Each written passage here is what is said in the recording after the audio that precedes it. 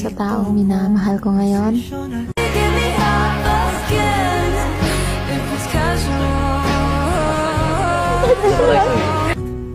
Hindi mo kailangang mag-alala.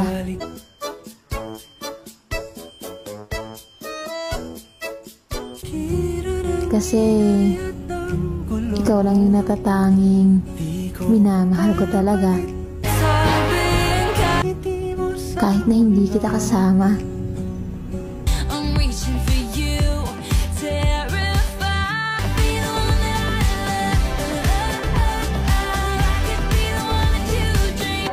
Itatak mo palagi sa isip mo na meron kang ako.